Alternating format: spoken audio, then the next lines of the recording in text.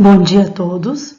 Então, hoje nós vamos falar sobre afecções do sistema endócrino, ou seja, são órgãos especializados que secretam, que produzem vários hormônios para o funcionamento do nosso corpo. Então, como definição, o nosso sistema endócrino ele é formado por um grupo, de órgãos denominados glândulas de secreção interna. Então, o que quer dizer isso, secreção interna? Então, são órgãos internos que secretam esses hormônios para dentro do nosso organismo.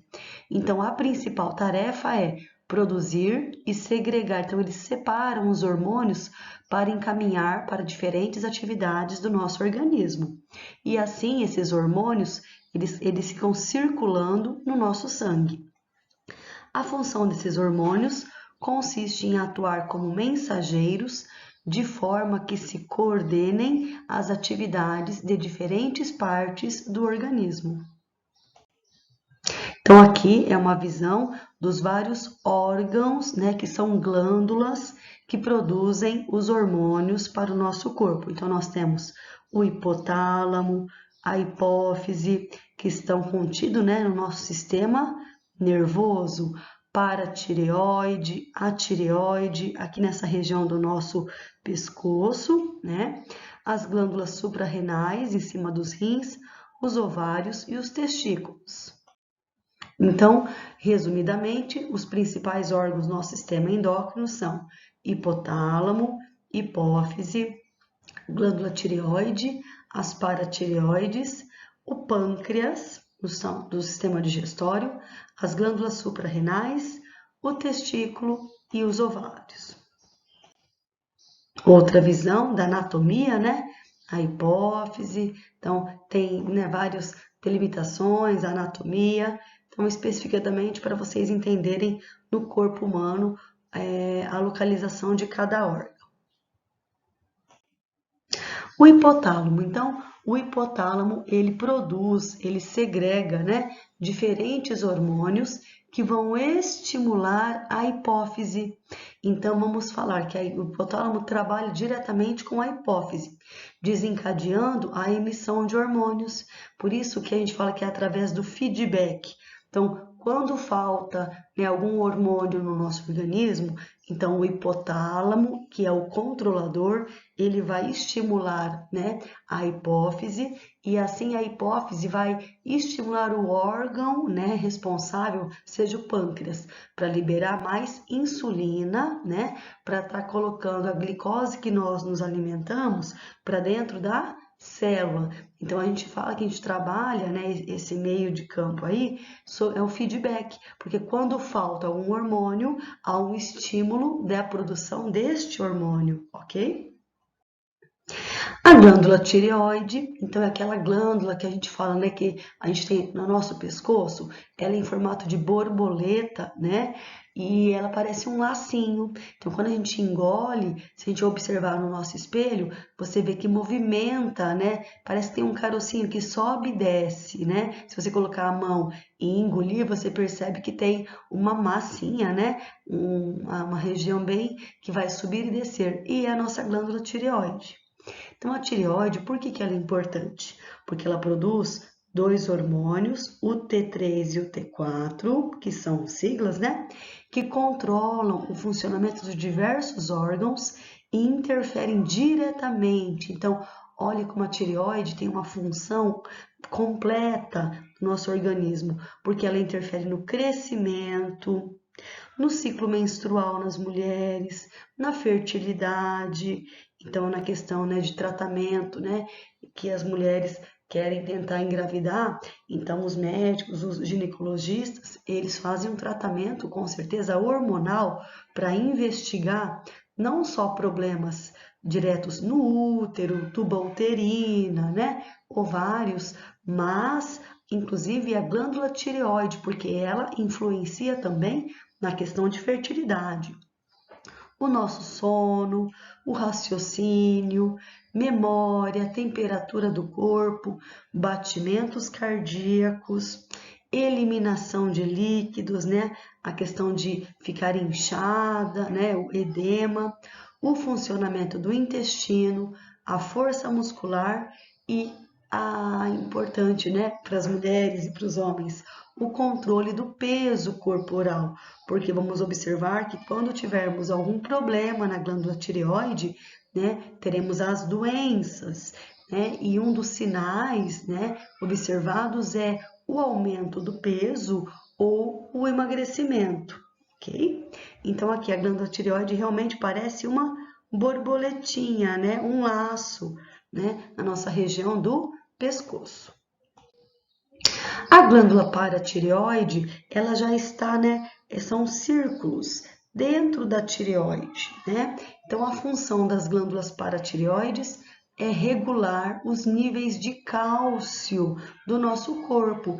Então, é importante que o cálcio, né, ele está dentro dos ossos, né, dos nossos dentes.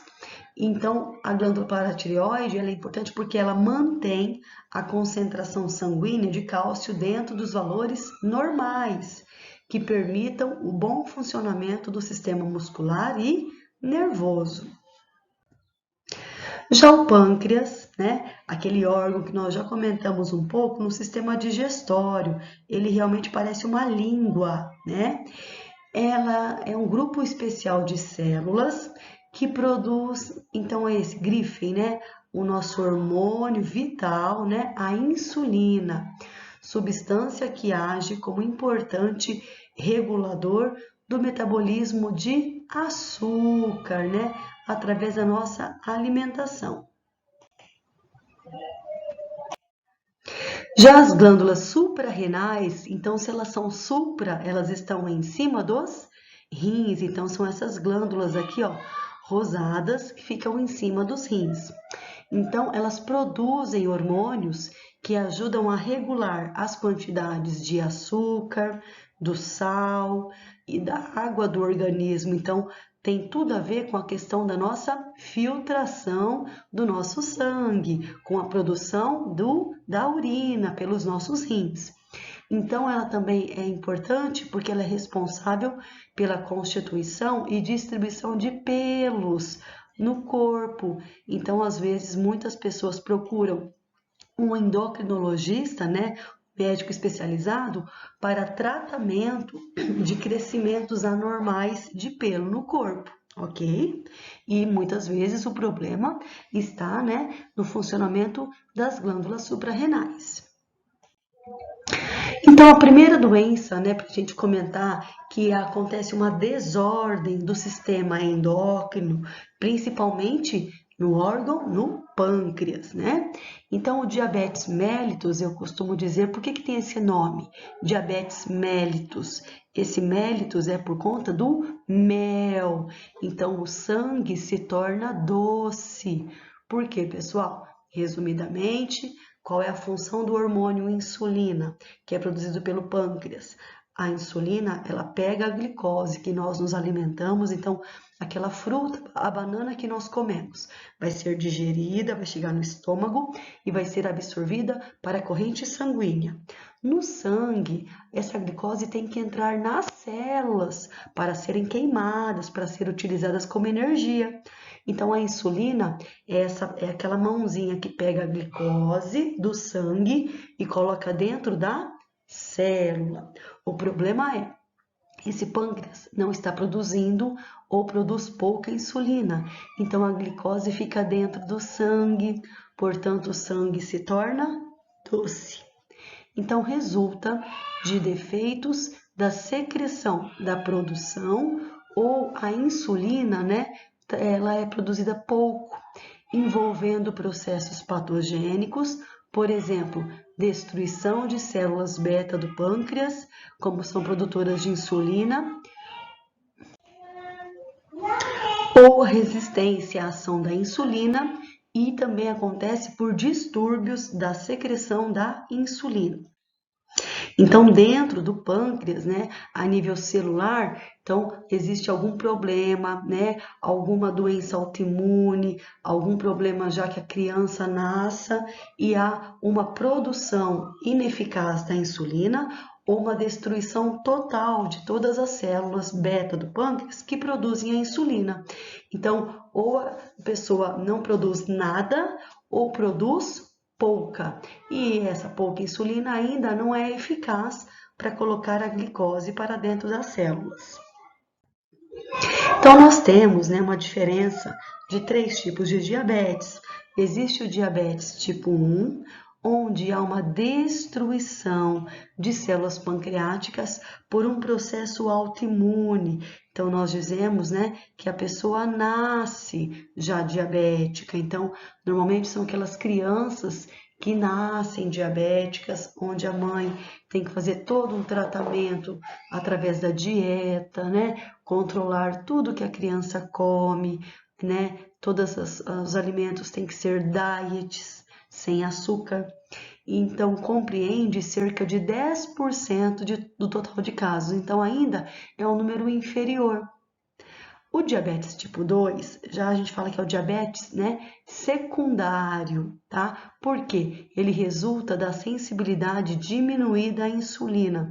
Então, muitas vezes o paciente secreta insulina, mas ela é pouca e compreende cerca de 90% do total de casos. Então, são aqueles pacientes, às vezes, né, muitas vezes adulto, que por terem outras doenças, né, por exemplo, problemas renais, vão desenvolver o diabetes em algum momento da vida, como o paciente hipertenso, que nós já vimos sobre a hipertensão, que é um risco dele se tornar diabético, um paciente obeso, né? Ele pode se tornar diabético em algum momento da vida. Então, é um diabetes tipo 2, é o secundário. E o diabetes gestacional, pelo próprio nome, ela é causada devido aos hormônios secretados pela placenta, por inibirem a ação da insulina. Então, quando a mulher está gestante, há uma preocupação do ginecologista de controlar, sim, a dieta, né, a alimentação dessa gestante, para ela não se tornar diabética na gestação, porque nós sabemos que temos alterações hormonais importantes que acontecem na gestação. Então, o controle da dieta é uma ação preventiva, né, dessa gestante não ter diabetes gestacional, ok? Os exames, né, para diagnóstico, então, do diabetes mellitus, o primeiro, que é muito conhecido, acho que todos já colheram uma vez na vida, é a glicemia de jejum, que é o nível de glicose sanguínea após um jejum de 8 a 12 horas. Essas horas aqui vai depender, né, do protocolo de cada laboratório de análises clínicas. O teste oral de tolerância à glicose também é outro exame, que consiste na ingestão de um suco bem adocicado, né? Para logo em seguida colher o exame de sangue, para ver a liberação da insulina imediata ao que você ingere um conteúdo bastante doce. Então, o paciente recebe uma carga de 75 gramas de glicose em jejum e a glicemia é medida antes e 120 minutos após a ingestão.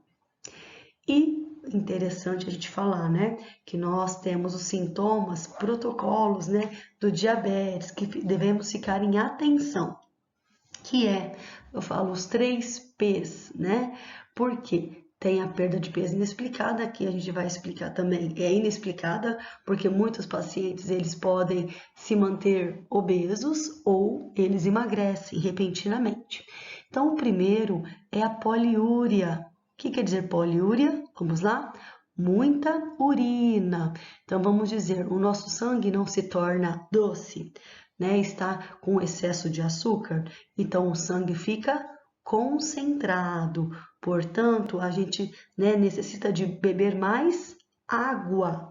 Então, portanto, quanto mais água eu bebo, mais a produção de urina vai aumentar nos meus rins, ok? Então, portanto, a gente vai ter uma perda de urina mais frequente. Eu vou várias vezes ao banheiro, então muita, né, urina. A polidipsia, eu acabei já explicando, é muita sede. Então, já que o nosso sangue está muito doce, está muito concentrado, então essa diferença de concentração vai, né, ser um estímulo para a gente beber mais água. Então, o paciente diabético sente muita sede. Então, a polidipsia é muita sede, tá? E a polifagia, muito. Então, a polifagia é aquela vontade de comer sempre. Mas nosso sangue dele não está doce, professora? Sim.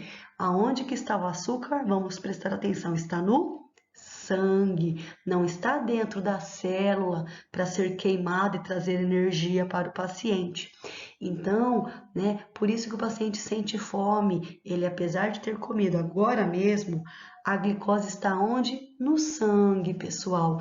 Não está dentro da célula, fazendo, né, a quebra, trazendo energia para o paciente. Então, o paciente ele vive com fome. E isso é perigoso, porque o que traz malefícios ao paciente é o excesso de açúcar no sangue, ok? Então, como forma de tratamento, nós observamos que existe uma falta de insulina, ou o paciente, né, pelo pâncreas, não há produção ou há produção pouca. Então, de forma externa, é utilizado a insulina, né, injetável. Então, nós temos a insulina de ação rápida, que é a insulina famosa, né, a regular, que é uma insulina cristalina, ela é transparente. Então, normalmente se usam pequenas doses, né, em unidades internacionais para o tratamento, né, da hiperglicemia. E ela tem uma ação mais rápida e curta.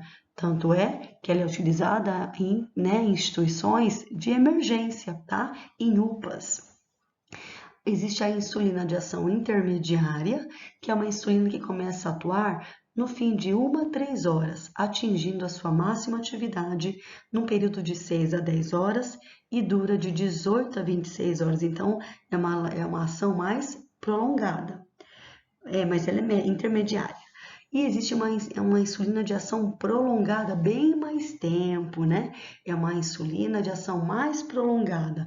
Então, ela tem um efeito muito reduzido durante as 6 primeiras horas, mas ela oferece uma cobertura, olha lá que diferença, né? De 28 a 36 horas. Então, são para, às vezes, pacientes, né, que fazem uso um dia sim, outro dia talvez, aí vai depender da prescrição médica, né, que o paciente receba, ok?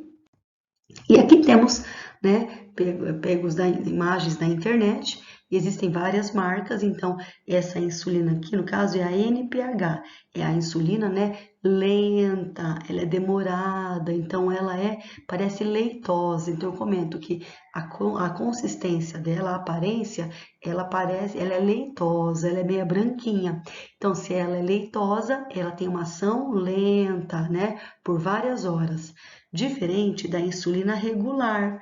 Então, a insulina regular é rápida, né? Por ser rápida, ela é transparente. Então, ela tem aquela ação rápida para pacientes que estão na emergência, ok? Os cuidados da aplicação, então vocês também verão isso na questão, no componente de semiotécnica. Então vocês vão aprender que existem locais para aplicação de insulina, né? Na região do deltoide, na face posterior do braço, na região glútea, na face anteroextrema externa da coxa, desculpe, na parede abdominal, né? E ao redor do umbigo, né? Da nossa cicatriz umbilical. Importante falar sobre a necessidade do rodízio, porque não se deve aplicar sempre numa mesma região para evitar, né, possível lesão, possível sangramento, né? Porque lembrando que a insulina, vai ser usada todos os dias para o paciente, né, para o tratamento do diabetes, certo? E sempre registrar os locais e utilizar todos os possíveis. Então, o rodízio, sempre anotar o último lugar que você aplicou e anotar de preferência no prontuário para que o próximo profissional de enfermagem saiba aonde não aplicar, ok? Então, aqui é o kit, né, de material para se verificar a glicemia capilar do paciente. Então, aqui essa imagem para mostrar para vocês as diferentes localizações, né, para aplicar a insulina. Então, a face posterior, né, do braço, região abdominal, face anterolateral da coxa.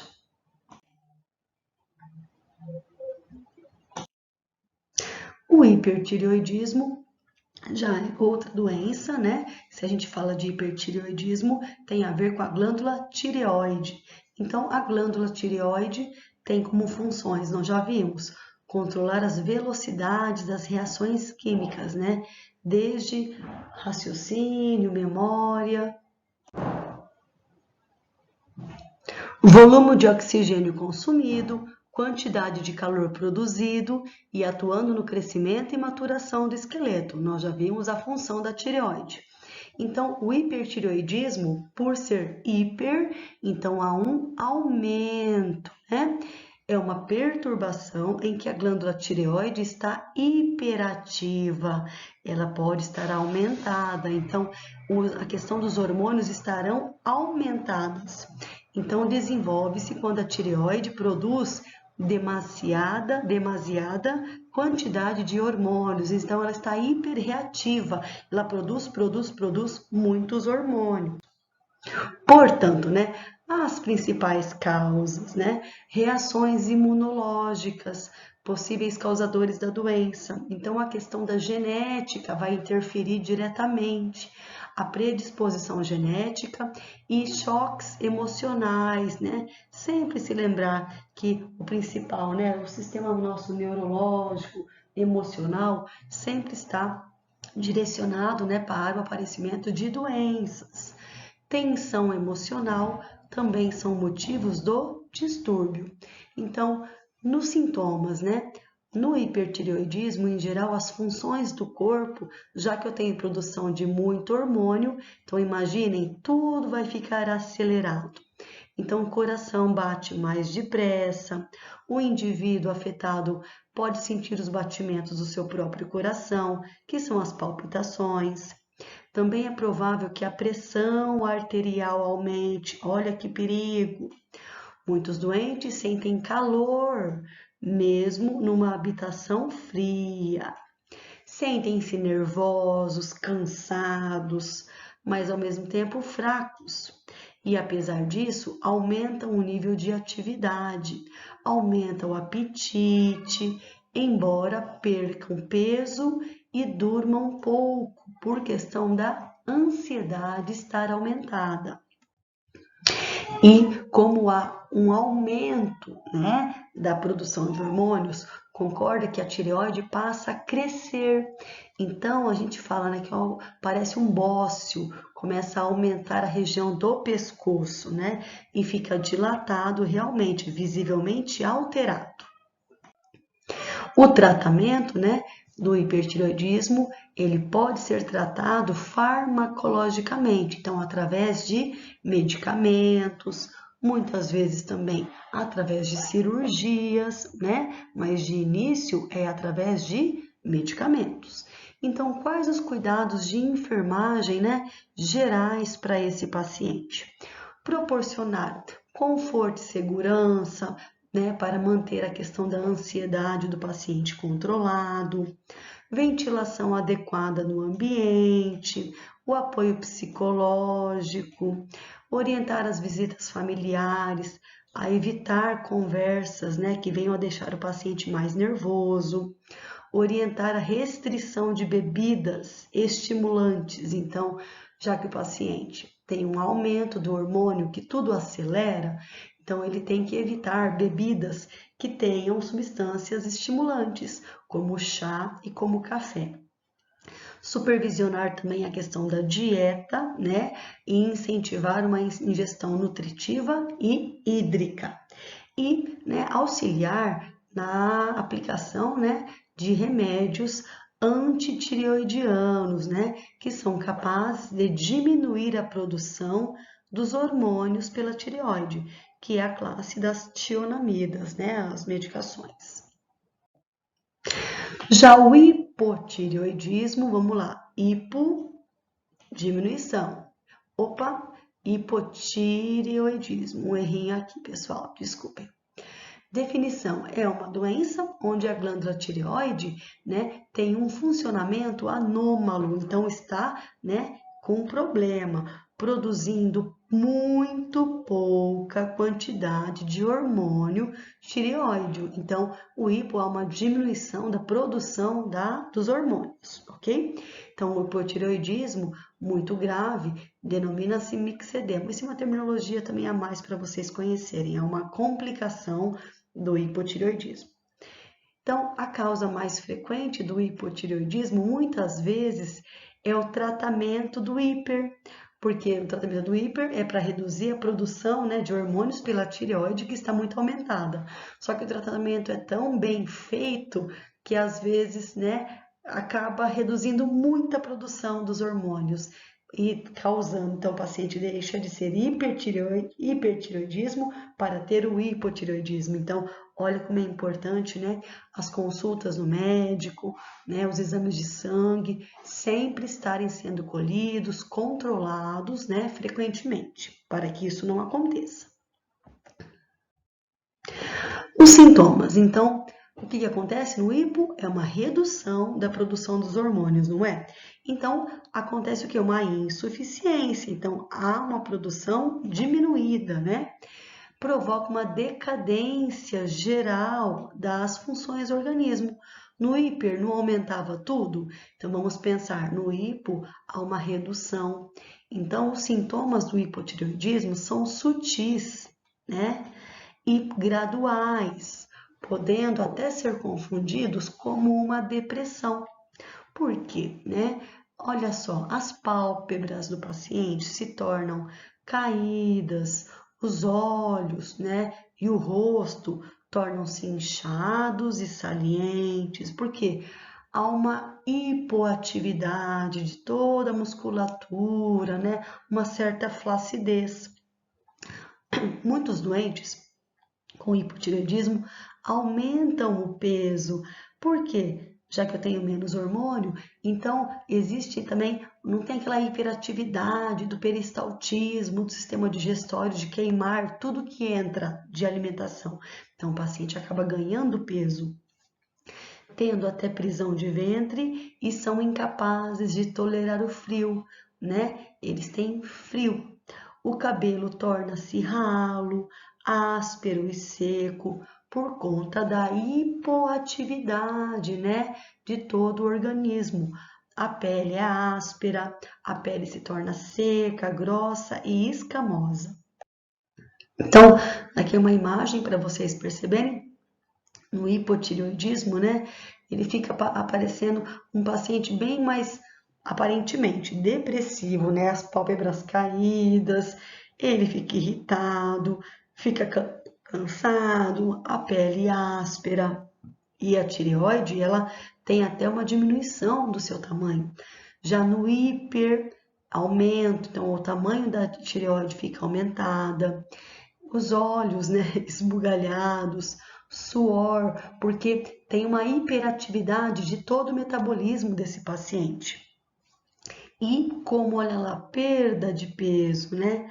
No hipotireoidismo acaba ganhando peso, porque há uma hipoatividade, então diminui-se a atividade do sistema digestório, né? Então o alimento fica lá por muito tempo, vamos pensar assim. Já no hipertireoidismo, há um trabalho rapidamente, né? Há uma digestão rápida, então acaba perdendo peso no paciente com hipertireoidismo.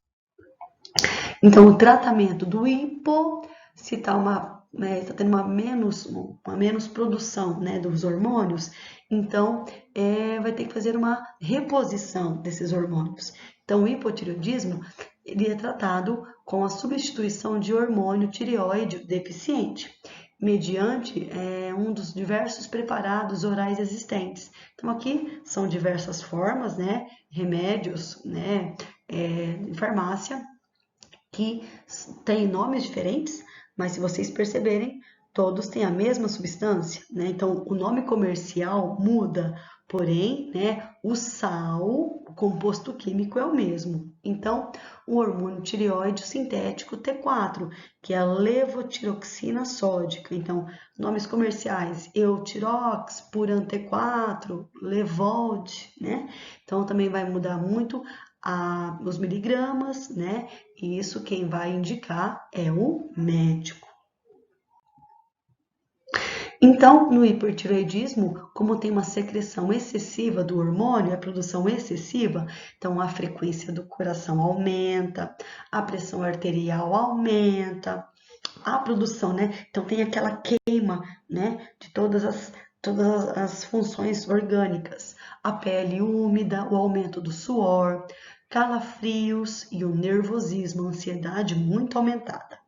E aumenta-se o apetite, porém há uma perda de peso, porque o trabalho, né, todas as funções estão aumentadas. No hipotireoidismo, então há uma secreção insuficiente do hormônio. Então as atividades de todo o organismo se tornam diminuídas. Então o pulso se torna lento, a voz pode se tornar rouca, a fala lenta, a questão do raciocínio, né? Lento, a face inchada, a retenção de líquidos acontece, há uma queda de pelos até das sobrancelhas, as pálpebras caídas e uma intolerância ao frio. A pessoa, apesar de, né, acabar aumentando o seu peso, ela sente muito frio, ok? Então, aqui um resuminho, né? No hipertireoidismo, a questão do nosso sistema nervoso. No hiper, há uma irritabilidade, um nervosismo, a ansiedade.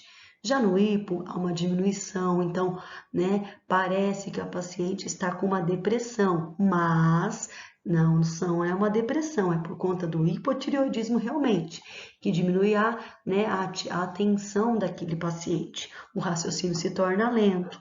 No intestino, olha lá, no hiper, há um aumento, então a pessoa, né, acaba tendo um número maior de evacuações. Já no hipo, há uma prisão de ventre, porque as atividades do organismo se tornam diminuídas.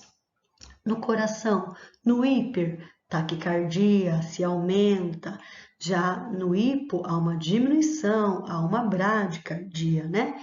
E a questão dos músculos, os hormônios queimam proteínas em excesso, né? Então acaba o quê? Por isso que a pessoa também tem um emagrecimento. Já na questão do hipo, né, há uma fraqueza, há dores, por quê? Né? Há uma diminuição de todo o metabolismo, de todo o trabalho dos músculos e ossos. E aqui é uma tabelinha, mas só para vocês conhecerem, né? Os hormônios produzidos por cada órgão. E aqui a função para vocês fazerem uma leitura também complementar para o conhecimento de vocês, ok? Um bom dia a todos, até mais.